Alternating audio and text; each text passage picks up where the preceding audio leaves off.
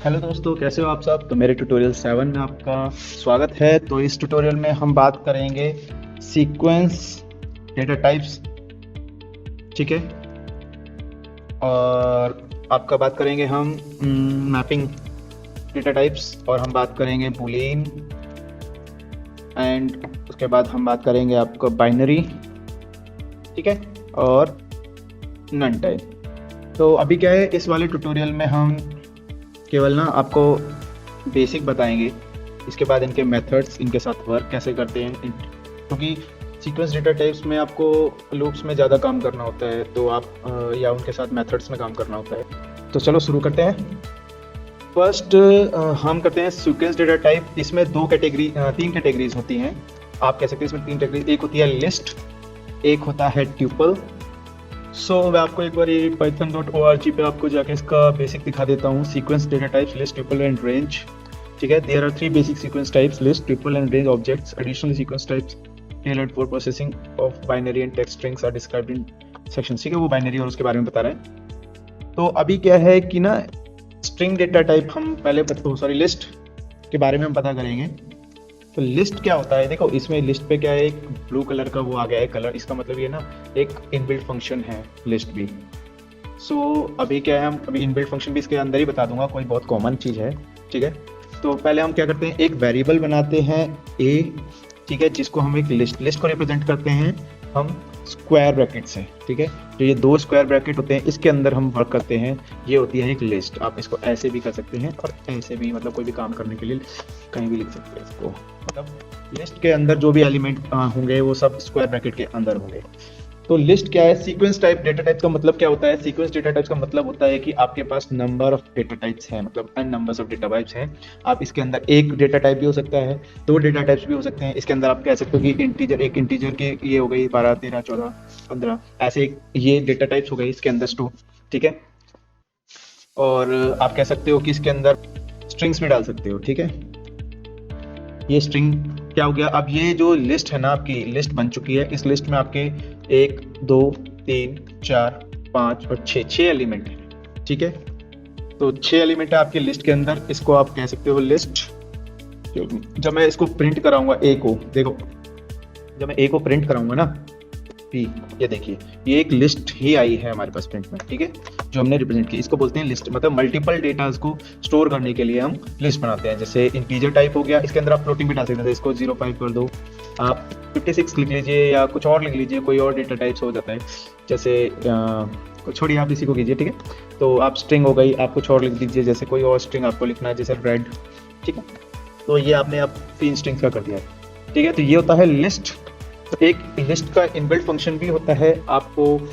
जैसे क्या है कि ट्यूपल्स बता देता हूँ आपको पहले। ट्यूपल्स क्या होते हैं, ट्यूपल्स जैसे मैंने एक लिख दिया ट्यूपल्स, एक वेरिएबल बना दिया, ठीक है। इसको मैं लिस्ट आइटम कर देता हूँ ताकि आपको समझ आता है। लिस्ट आइटम मैंने एक वेरिएबल बना दिया जिसके अंदर एक लिस्ट बना दी है। तो ट्यूपल्स क्या होते हैं कि ये 2 पैरेंथेसिस को हम अंदर कोई भी डेटा स्टोर करेंगे, जैसे 12, ये स्टोर कर सकते हैं वैल्यूज, ठीक है। लिस्ट के अंदर आप ऐसे वैल्यू स्टोर कर सकते हैं। अभी मैं क्या कहता हूँ, मैं प्रिंट कराना चाहूँगा ट्यूपल्स, ठीक है। तो ये देखिए मेरे ट्यूपल्स हो गए। अभी लिस्ट और ट्यूपल्स में आप कहेंगे जस्ट के साइन का फर्क है, नहीं सॉरी, ये ब्रैकेट्स का फर्क है। नहीं, ब्रैकेट्स का फर्क नहीं है। इसके अंदर फंक्शंस जो मेथड्स होते हैं काफ़ी होते हैं। ट्यूपल्स क्या है, चेंजेबल्स नहीं होते हैं। क्या है कि आप ट्यूपल्स के अंदर कोई आइटम चेंज नहीं कर सकते हैं, कोई वैल्यू चेंज नहीं कर सकते। आप विद इन ट्यूपल आप कोई काम नहीं कर सकते हैं, कोई मेथड से आप उसको चेंज नहीं कर सकते हैं किसी वैल्यू को। बट लिस्ट के अंदर आप इंडेक्सिंग कर सकते हैं, काफ़ी चीज़ें कर सकते हैं, वैल्यूज़ को चेंज कर सकते हैं, वैल्यूज़ के अंदर कोई और वैल्यू डाल सकते हैं, काफ़ी चीज़ें चेंज हो जाती हैं। बट ट्यूपल्स के अंदर ऐसा कुछ नहीं होता है। ट्यूपल्स के अपने अलग यूजेज हैं, वो मैं आपको काफ़ी एडवांस वाले ट्यूटोरियल्स में बताऊँगा, ठीक है। बाकी लिस्ट आपको जानना चाहिए, लिस्ट काफ़ी अच्छी चीज़ है, ठीक है। तो ट्यूपल्स पता लगे आपको लिस्ट को कैसे रिप्रेजेंट करते हैं। लिस्ट के अंदर हम डाटा स्टोर कर सकते हैं, ट्यूपल्स के अंदर हम ऐसे डाटा स्टोर कर सकते हैं, ठीक है। एक हमारा होता है मैपिंग। अब मैपिंग का मतलब हो गया, मैपिंग क्या होता है कि किसी का एक तरीके से आर्किटेक्चर बना हुआ होना ना, जैसे आप मैप कहते हो ना, मैपिंग मैप, तो एक तरीके से किसी चीज़ का आर्किटेक्चर। तो इसमें हमारा आता है मैपिंग के अंदर एक ही कैटेगरी आती है, उसको बोलते हैं हम डिक्शनरी, ठीक है। तो डिक्शनरी को हम रिप्रेजेंट करते हैं सेमीकोलन से, ठीक है, इन ब्रैकेट से हम इसको डिक्शनरी को रिप्रेजेंट करते हैं। देखो लिस्ट में क्या होता है कि लिस्ट के अंदर हम जब वैल्यू स्टोर करते हैं, देखो सिंगल वैल्यू है 12 इंटीजर वैल्यू, ये वैल्यू है, एक ये वैल्यू है। बट डिक्शनरी के अंदर डेटा कैसे स्टोर होता है, तो एक लिस्ट के अंदर तो हमने कह दिया कि एक सिंगल डेटा टाइप डाल दिया, फिर comma and then data type. तो बट इन डिक्शनरी हमारी दो वैल्यूज डलती हैं एक डेटा टाइप्स के लिए, उसका नाम होता है, फर्स्ट होती है की एंड दूसरी होती है आपकी वैल्यू, ठीक है। तो ऐसे इसको हम कह सकते हैं ऐसे, ठीक है।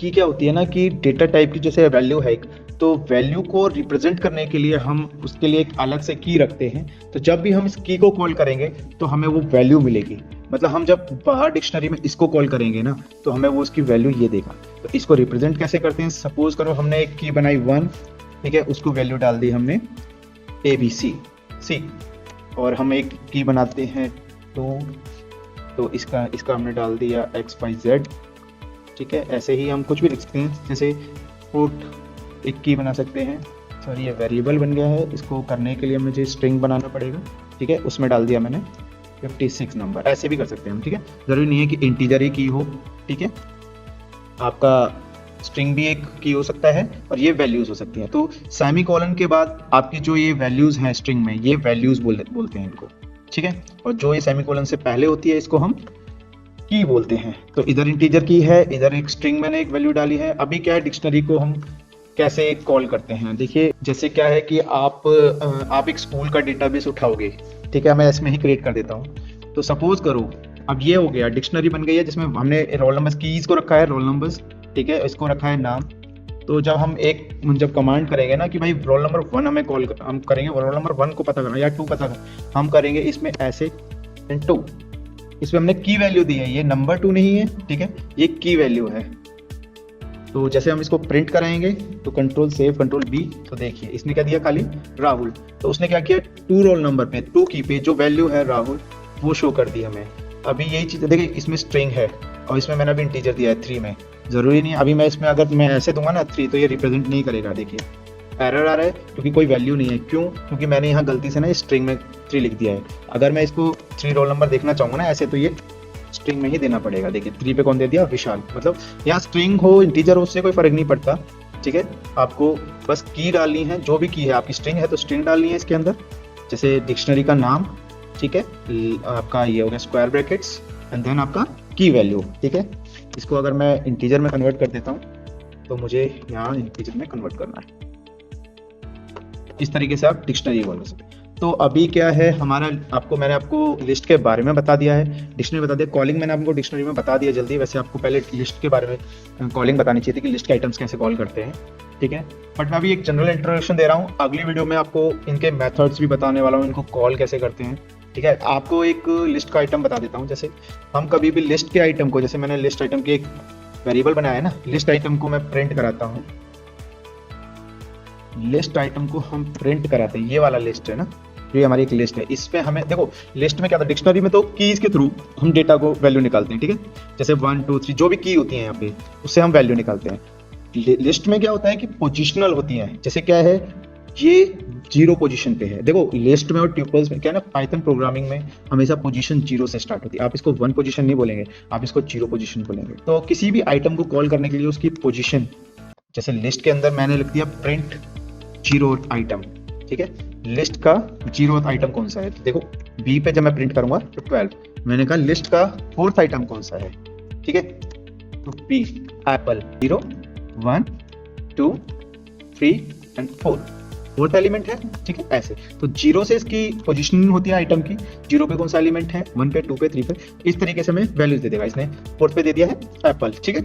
लिस्ट के लिए आपको स्क्वायर ब्रैकेट के अंदर उस पोजीशन को लिखेंगे तो लिस्ट का आइटम मिल जाएगा, ठीक है। तो ये हो गया है। और अब इसके बाद हम आपको एक बुलियन भी सिखाना था। बुलियन क्या होता है, बुलियन को आप जस्ट कुछ नहीं है, एक सिंपल सा टॉपिक बताता हूँ, अभी आप बेसिक यही बुलियन में है।